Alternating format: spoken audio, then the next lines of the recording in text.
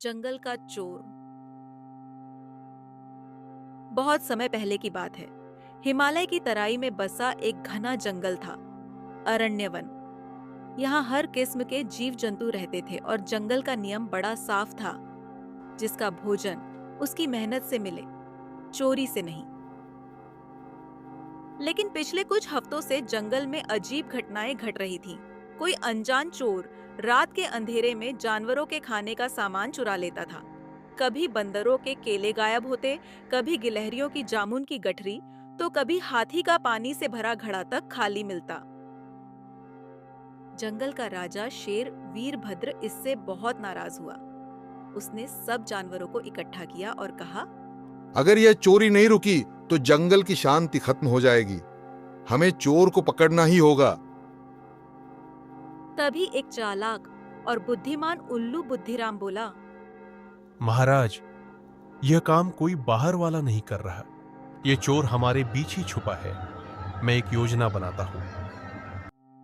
सब जानवर सहमत हो गए। बुद्धिराम ने जंगल के अलग अलग हिस्सों में निगरानी टीम बनाई। एक टीम पेड़ों पर, दूसरी जमीन पर और तीसरी पानी के पास। हर जगह निगरानी शुरू हुई, लेकिन 3 दिन बीत गए और कोई सुराग नहीं मिला। चौथे दिन रात को गीदड़ भोंपू की निगरानी टीम में एक आवाज सुनी। पत्तों की सरसराहट, हल्का सा खड़खड़ाना और फिर किसी के भागने की आहट। भोंपू ने पीछा किया, लेकिन चोर तेज था। वह सिर्फ एक काली परछाई देख पाया। अब जंगल में डर फैल गया। जानवरों को लगने लगा कि चोर कोई भूत या अदृश्य शक्ति है। बुद्धिराम ने सोचा कि चोर अब और चालाक हो गया है, इसलिए उसने एक चमत्कारी योजना बनाई। उसने जंगल के सबसे पुराने बरगद के पेड़ के नीचे नकली खाना रखा। ताजे केले, शहद और कुछ बांस के बीज। रात में बुद्धिराम ने पास की एक खोखली डाल में छिपकर इंतजार किया। घंटों बाद, आधी रात को एक हल्की सी सरसराहट हुई। फिर धीरे धीरे एक परछाई आई, बेहद सतर्क, बिल्कुल शिकारियों की तरह। वह परछाई पेड़ों की आड़ में आती रही और खाना चुराने लगी। तभी उल्लू की आंखें चमक उठी। यह कोई और नहीं, भालू भैरव था। सुबह बुद्धिराम ने सब जानवरों को बुलाया और चोर को सबके सामने लाने को कहा। भैरव को देखकर सब हैरान रह गए। वह तो सबसे शांत, मेहनती और भरोसेमंद जानवरों में गिना जाता था। शेर वीरभद्र गर्जा।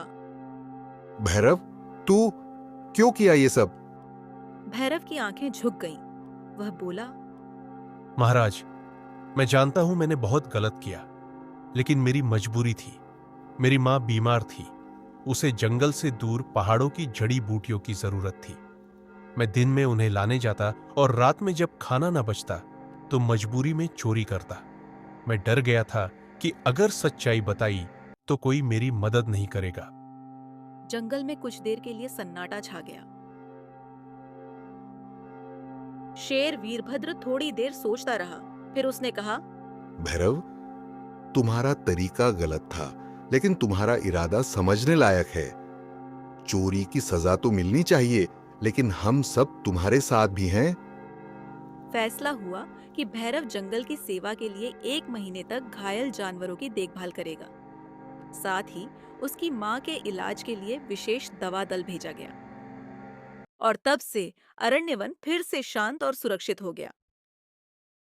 हर अपराध का कारण जानना जरूरी है, लेकिन सही रास्ता चुनना उससे भी ज्यादा जरूरी होता है। आपको वीडियो पसंद आई तो वीडियो को लाइक, चैनल को सब्सक्राइब करें और बेल आइकन को प्रेस करें।